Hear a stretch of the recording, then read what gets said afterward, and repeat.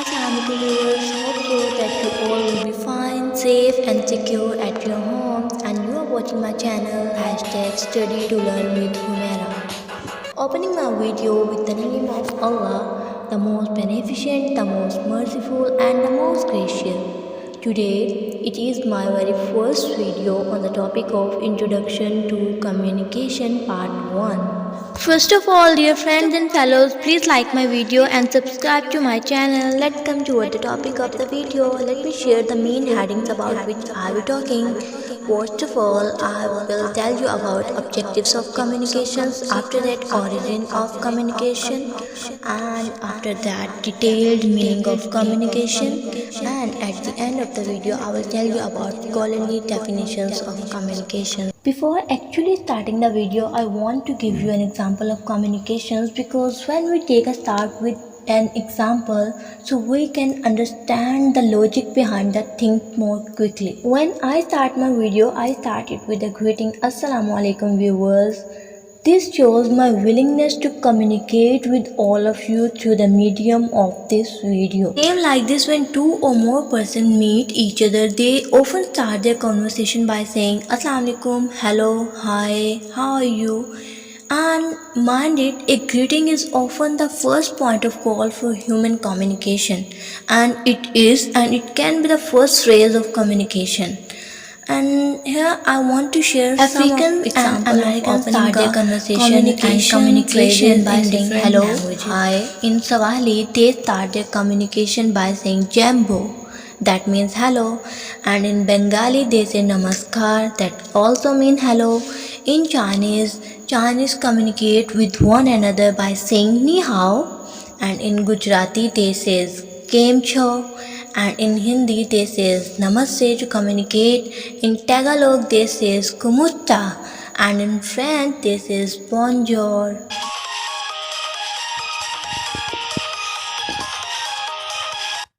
So, dear friends, everyone has their own way to start a communication, and please note that I am not saying that these are the only way to start a communication. There can be another way to start a communication, to open a communication. I am just giving you example because these are the basic things or norms of one's culture to start a communication with each other. So basically, communication is a process of transmitting and sharing ideas, opinion, facts, values from one person to another person, from one organization to another organization, from one group to another group. Basically, when we are sending a message to another person, so we are called sender, and the other person on the other end who is receiving the message is known as receiver. So we are communicating with one another, with each other through the medium of mobile phones. So this is called communication. This is how we are communicating with one another, through a source, through a medium, and that medium can be a mobile phone, and that medium can be air also. Okay guys, let's come toward the objectives of communication. The first objective of communication is to create awareness. Communication is also a means of creating awareness among people, among different kinds of organizations, among different kinds of groups. So this is very important for getting aware by something. Nowadays, as it is the situation of lockdown, so people have to stay at home to save lives, because they are not connecting with one another, they are not connecting socially, they are not communicating with each other, they are just getting aware by news channel that what's going around the world. So they are not able to communicate with one another physically. Yes, people are communicating with each other through mobile phones, through social media, but they are not communicating with each other physically. Through mobile phones, they are communicating how? The person who is sending the message is known as sender, and the person on the other end who is receiving the message is known as receiver. So what is the thing between them? They are communicating with each other via the medium of mobile phones. The next objective of communication is it impart knowledge. The third one is communication projects an image. The next one, communication shapes attitudes. Attitudes how? How communication shapes attitude? As we all know that personal relationships rely on effective communication in every way. So good communication in relationships reduce conflicts, build trust and strengthen bonds. So these are all advantages of good communications and having communications with each other in an effective manner. So the way we are communicating with each other tells about our attitude. The next one is communication stimulates a want or desire. If we would not communicate with each other, so how would we know that what the next person want and what the next person desire and what is the idea of other persons? We cannot exchange our feelings, ideas, emotions without communication. So communication is very necessary to have this feature also. The next objective is communication affects a sale. But how? If a seller does not have good communication skill, he cannot persuade the other persons to buy his product. So this is very important to have good communication skill. Communication allows advertising. Communication allows exchange of knowledge. If we are not exchanging our knowledge with other people, with other persons, with other groups, so we would not be able to learn and we will not be able to do new things and to try new things. Because if we keep limited our ideas to ourselves, so it is totally worthless to have an idea, because ideas, feelings, emotions are something which are meant to share. So we have to share with each other in order to make them work properly. Let's move toward our next slide, that is about origin of communication. So the word communication is derived from the Latin word communis, which means common, and later it derived from Greek word communicare and communico, which means to share. So basically the purpose of communication is to share something by another person. Let's move towards our next slide, that is meaning of communication. Human beings communicate with each other through speech and gestures, whereas animals, birds, insects, and even plants communicate through sound, sense of organs, and movement.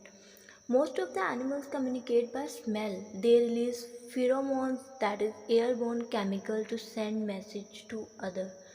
So this is how they communicate. Communication is a natural aspect of man's life. Communication is as old as human being himself start communicating from birth. From birth we are communicating in some or other ways. For example, when a baby cries, he is communicating how it needs for attentions or milk. When it gurgles means when he becomes happy. So he expressed it in the sense of satisfaction. He became quiet. The next one is communication is the basis of all socio-economic, political and cultural activities. There can be no society without communications, and man always tries to share his thought, experience and feelings with other because he is a social animal. Communication is transmission of a message from sender to receiver. As I have already mentioned that there should be a sender and receiver for having a communication, because without receiving and sending, the process of communication cannot be completed. So there must be a sender, receiver, medium and message for having a communication. It's a process of sharing information, idea and thought from one person to another.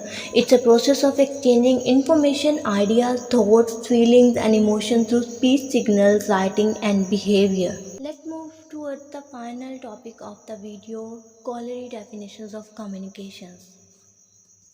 What Keith Davis has said about communications. He defined communication as communication is the process of passing information and understanding from one person to another.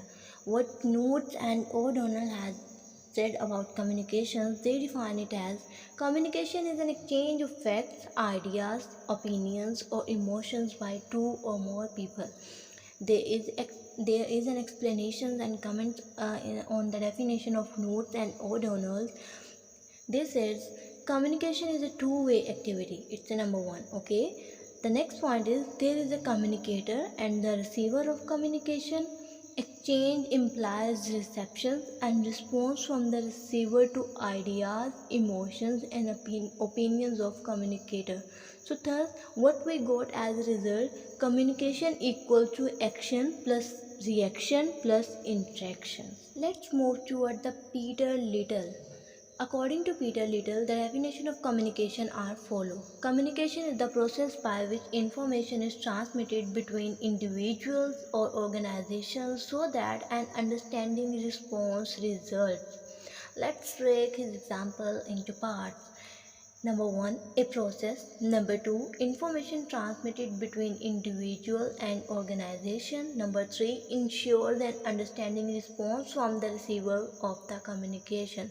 So what we got, the result we got here is communication is transmission of information plus reception plus understanding response. Let's see what Claude Shannon and Warren Weaver has said about communication. They define it as the word communication include all the procedures by which one mind may affect another. The next one is Charles Cole. What he says communication as the mechanism through which human relations exist and develop. The next one is W.H. Newman and C.F. Summer Jr. They define it as communication is an exchange of facts, ideas, opinions, or emotions by two or more persons. So guys, you have seen that communication is giving, receiving or exchanging ideas, information, signals or message through appropriate media, enabling individuals or groups to persuade, to seek information, to give information or to express emotions. So this is how the communication has been defined by different scholars. Summing up my whole context, communication is simply the act of transferring information from one place to another and from one person to another. So, I am communicating with you people through a video. This is also a process of communication. Hope so you like my video and the slides too. And please must subscribe to my channel, like and share my videos, and must give your precious comments after watching the whole video. Your comments would be very helpful for me, and next time I will be trying to make it more and more better. Stay home, save lives. May Allah Ta'ala save us from this virus, and just pray for the whole Pakistan and for all the countries who are suffering from this virus. May Allah Ta'ala become happy of us and just blow in wind of His rahmat, and in just that case we can get rid out of this virus. Allah Hafiz, and keep watching my videos.